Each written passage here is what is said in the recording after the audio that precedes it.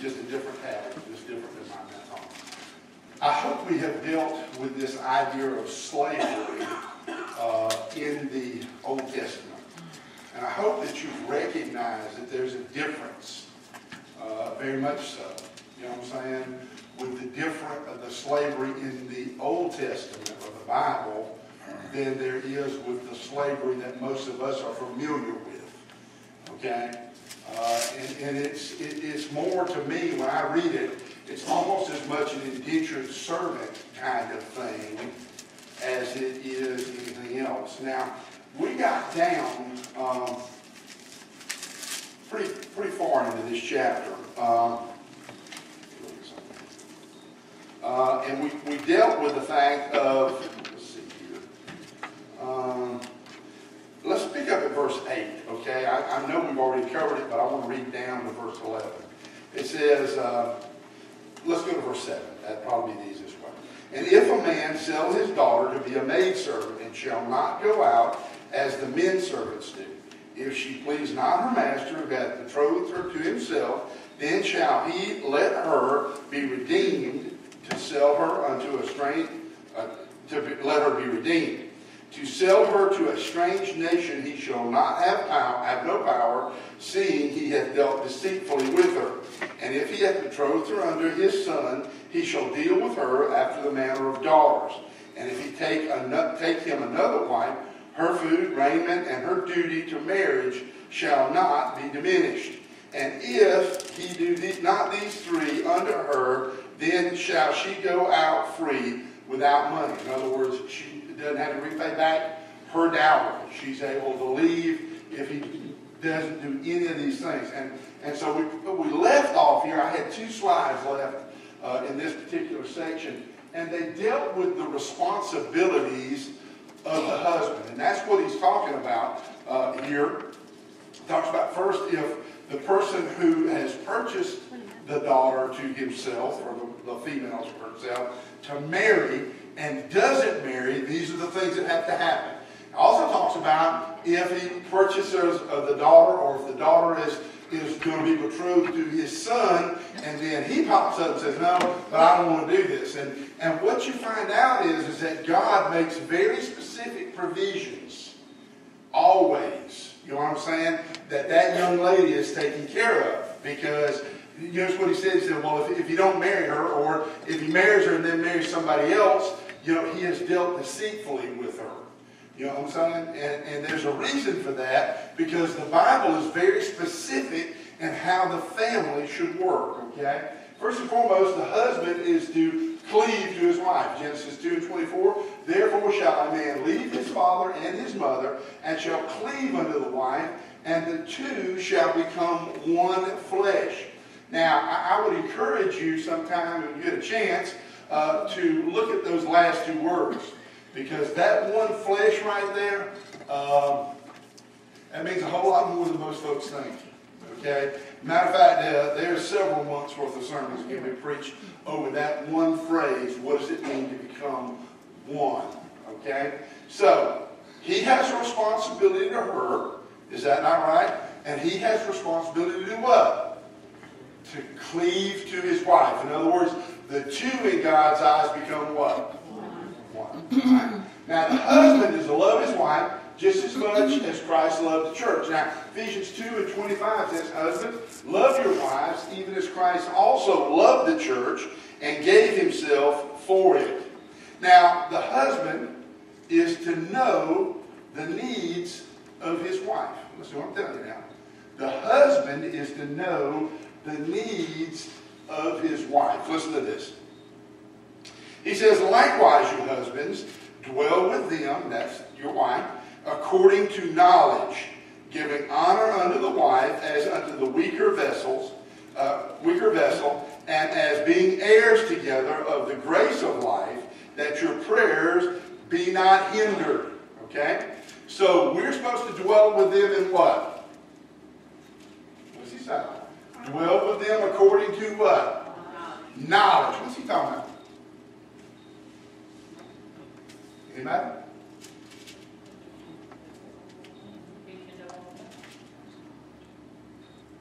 Dwell to them according to knowledge. stab at that? I'm tired. Y'all can talk something. Nobody?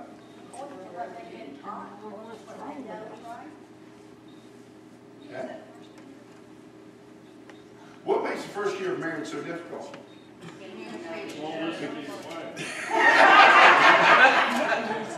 Ernie, that's the reason you ain't got no hair. All the rest of us do better. That wasn't the right answer for all the rest of us. All the rest of us was what? Getting to know one another. Getting to know. Okay, now he said earlier, the verse we looked at before, the two become one flesh. Now think about it like this. Okay? Whenever you have how many eyes? Two. Is that not right? Whenever your right eye goes to the right, where does the left one go? It goes to the right. Is exactly right. Now, there are some people that have some diseases and stuff where they don't track. But for most people, what happens? They track one another. Is that not right? Why? There's two of them, but they are what? One. All right? And the same deal is this. Men, it is our responsibility. You remember that book, what is that? Women are from Jupiter somewhere, and men are from Mars or something, Pluto or somewhere else, something like that. Venus, yeah, there you go, Venus thing, right? So it is the man's responsibility to find out what the needs are of who? His wife is exactly right. Yes, ma'am. My Bible, I don't know, it says for the husbands to demonstrate towards your wives the same unselfish spirit as Christian citizens and Christian subordinates and Christian wives with understanding. So I guess understanding would be well with them according to my. Well, and here's the deal. I don't know. Can you understand? I mean, most men now, you know, I had 4 older brothers. I didn't grow up with no sisters.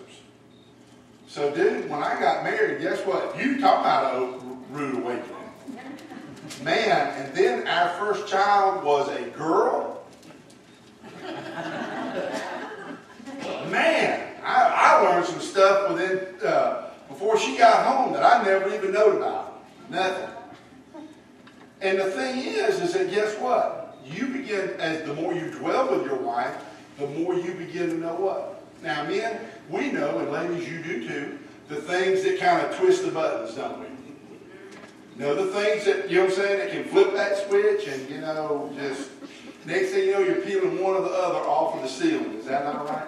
Could that be some of the knowledge that he's talking about? Because sometimes, if we're not real careful, what will happen is we begin to manipulate one another. See, and that's not a good, that ain't love. That's a lots of things, but that ain't love. When you begin to manipulate and control one another and control the circumstances, that's not good. Okay? So, we're to dwell with them in knowledge, understanding what their needs are, because men, what did we find out? It took the Democratic Party 400 years to figure this out. That men and women are what? They're different. It's exactly right. And what your wife needs may very well, scratch that, will very well be different than what you need.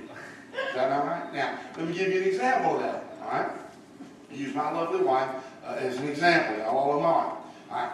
When we go to Walmart or any store, you fill in the blank. Okay? When we go in there, even when we're late for church, guess what? We will shop every coupon. We will shop every sale. Boy, this is pretty good. Yes, darling, and if you needed another pair of socks, she has 3 socks for us. It would be a good deal. We don't need no more socks. Or throw away some of the socks you got. Okay? When I go in a store, guess what? I know what I want. If I'm going to Walmart, I know where it's at. I'm going there, I'm getting that, and then I'm leaving. Okay? That's the difference. Now, there is no need to go into the store with my wife and not get shopping cart. Because even if she don't buy nothing, you have a shopping cart. And before you get through, it'll be full. She will have picked up everything, touched it, walked it around. Then decided, right before we check out, I don't need this. Lady going, yeah, all right. Don't need this. Then, unlike men who would do what? Pile all that junk in the center aisle, right? She has to go back to every location. And if, while she was gone, somebody messed up all the clock, she's going to straighten all of those out before we leave. Now, you know, when I was 20-something years old, that was frustrating. I am old enough now that you know every Walmart has got some benches somewhere. All I need to do is find a bench, keep my cell phone on so that she can locate me, electronic leash, because you know what I'm going to hear. Where you at? Same place I've been for the last hour and a half. Because I'm ready to go home. Right? Now, when you know, after you've been married for almost 40 years, guess what you find out? When I go into Walmart, I expect that. But when I first get married, maybe not so much. Amen? So it is our responsibilities to learn one another. But men, the responsibility falls to us as husbands. You know what I'm saying? To meet the needs of the wife. Now listen to what he says here. He says, giving honor unto the wife as unto the what? Ooh, we read that today. I'd like to read that at the Democratic National Convention. There'd be a stoning, wouldn't there? Because when you read that, what do women, what's their first response? We're not with her. We're not with her. What's he saying? We are physical.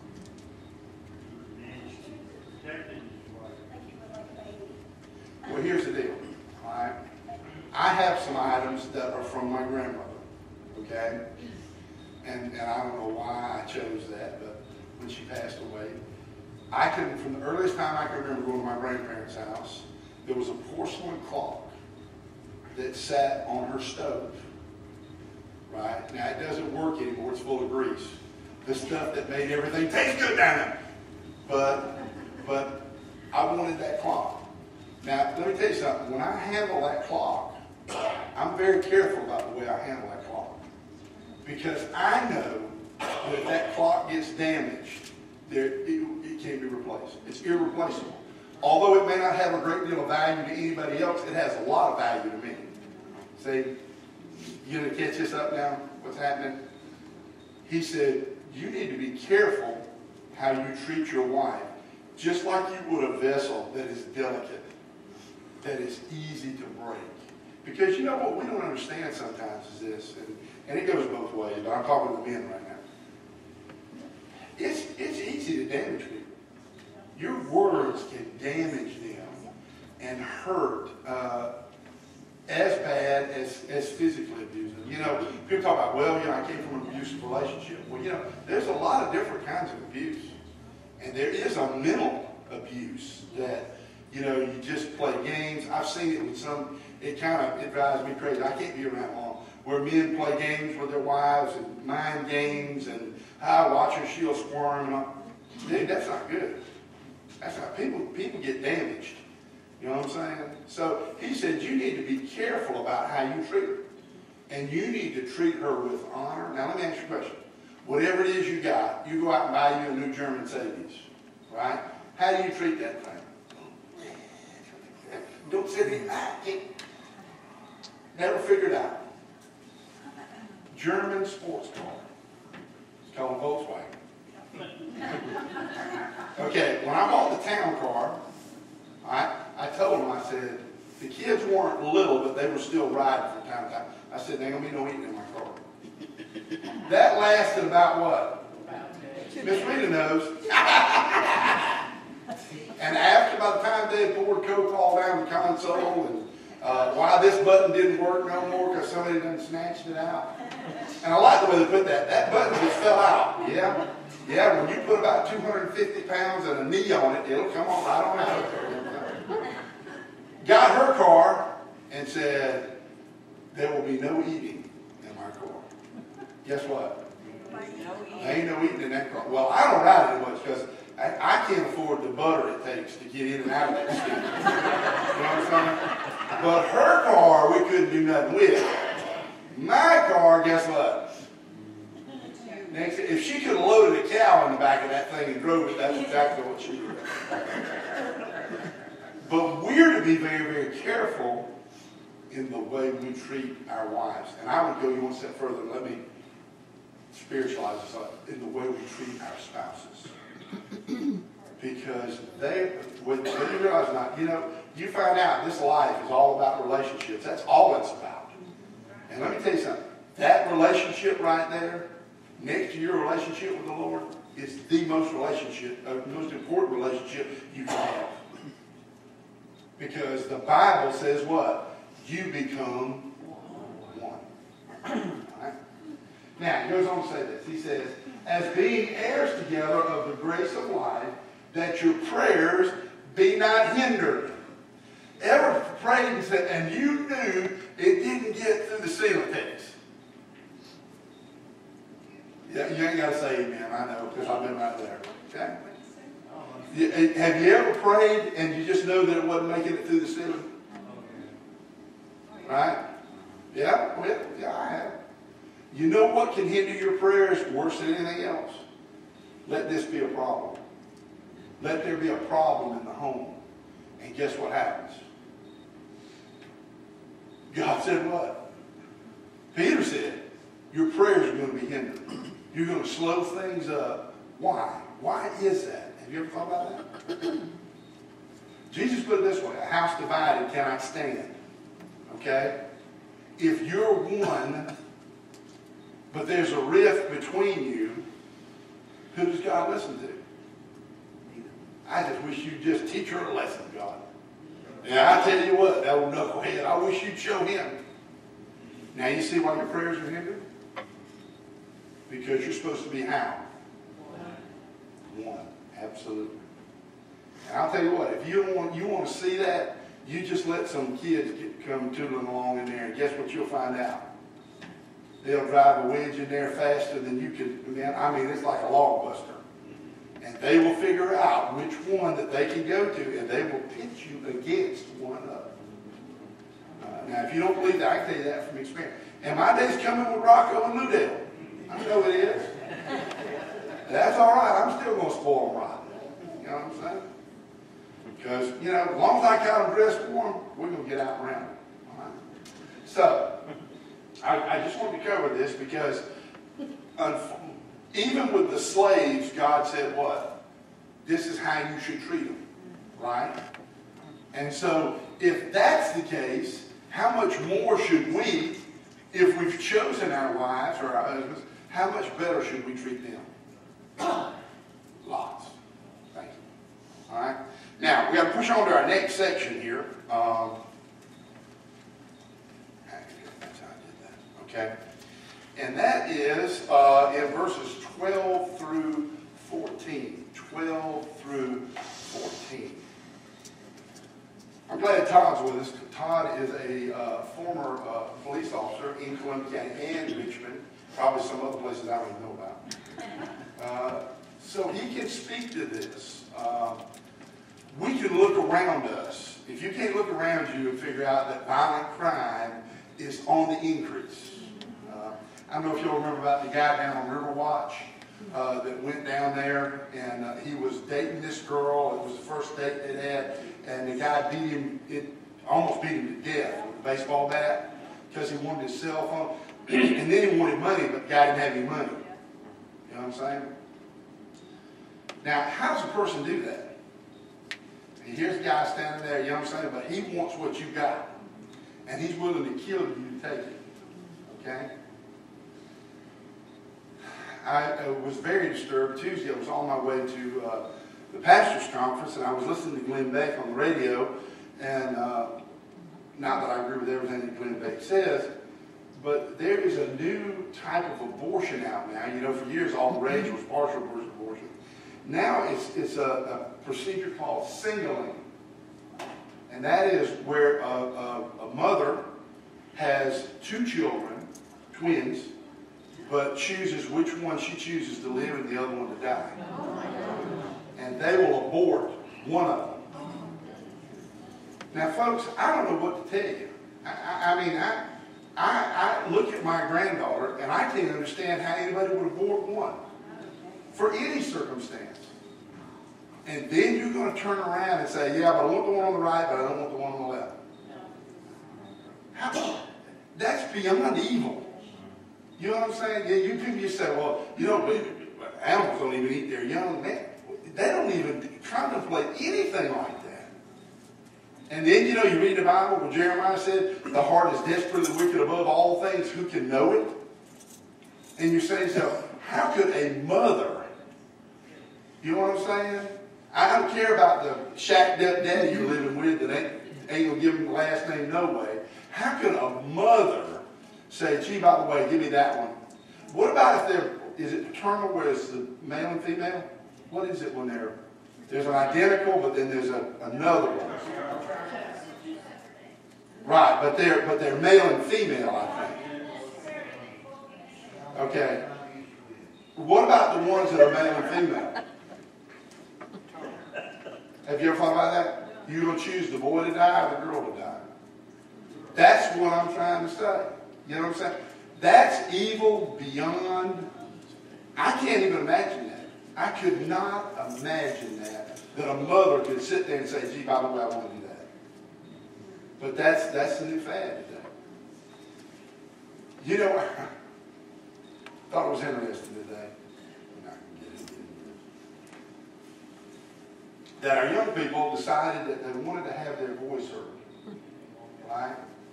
And they needed to walk out of school. And of course, most liberal politicians said we need to hear their voice. And that's Latin for just let them vent. And then when they get done, we'll just go back the way we've been doing it all along. But and I understand it was heinous what that kid did down there. Okay?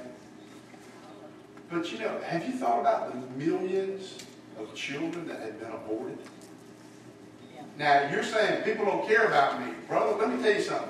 Look at the stacks of dead babies' bodies. Now, if you don't think this country don't care about its children, you just think about that concept. You're worried about a gun that can shoot at whatever rate, and yet, surgically, we're aborting them at a faster rate. You know what I'm saying? And think about this for just a minute now, right? Not only are we aborting them, but guess what? What did we say to our children? Oh, we just love you. Do we? Really? Can we do that? Can we really say that? Sounds like we're talking out of both sides of our face. Say amen. Because here's the deal, I'm all excited about people getting shot, man. I sure am. But you know what? A whole lot more of those children were delivered partially and a pair of scissors stuck in the back of their skull and died than there were that died in that shooting. Than in all the shootings. But that don't bother us? Well, I got my rights. See where I'm coming from? So, God even knew that, guess what? If you ain't careful, what will society dwindle down into? Chaos. Is exactly what, and folks, that's where we're headed, whether you've realized it or not. We're heading to the Wild West days. That if you're not toting a gun yourself, you're in danger of somebody taking everything you got. And I'm not even worried about taking everything I got. I talked to a deputy one time who told me, he said, let me tell you something. He said, even when you're in the right, if you shoot somebody, your life is going to change forever. They are going to sue you from every direction that you can be sued from. So he said, I'm telling you something. When it comes to my wallet, he said, I give him my wallet. I give him the keys to the car. But now where I draw the line is when you're going to hurt me or you're going to hurt my family. Now, you know what? It doesn't matter how much my life changes. You're not going to hurt me. This is the society in which we live in today. And God knew that, guess what? Israel could be the exact same. Because see, we all say, oh, I wouldn't do that. I wouldn't do that. Well, we live in a society where we sit back and let it happen. You ever thought about that for a minute? God, man, y'all need to read ahead of me, okay? Because I got to stop here. It's 8 o'clock now.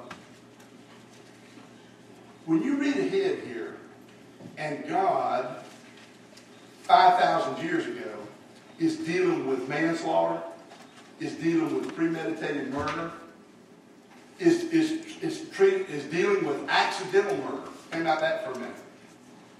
Accidental death, not murder. Okay. All right? Where somebody is killed by accident. And guess what he does? He creates sanctuary cities for the people to flee to, because you know what he knows? He knows that those family members will do what if they get a chance? They'll kill them. That's exactly right. Now, when they go to those sanctuary cities, we'll look at that next week. When they go into those sanctuary cities, guess what they find out? That the judge there is going to hear their case. You can't just kill somebody and run in there. You know what I'm saying? You got to be able to plead your case. And then a decision is going to be made. Yes, it was an absolute accident, or no, you were laying in wait for him and you killed him. Okay? So, God was setting it up in such a way. I want to show you one thing before we go. I'd like you to look at something here. I think it's not a slide, if I'm not mistaken. We'll come back to it next week. This is the United States statistics on total violent crimes from 1960 to 2009. Okay? This one, the top line is 200,000. Right here is over, what would you say, 125, 135, 135,000 in 2008. Think about that for just a minute now. That's a lot of violent crime. Amen? That's the world in which we live in today. Okay? Well, and this is a true statement. This is a true statement. So, whether we realize it or not, we are living in more of a lawless society than we would ever care to think about. And the reason that you know that is because all you got to do is look at the swamp. And when you see what's going on in the swamp, then you realize, you understand why the average citizen don't care.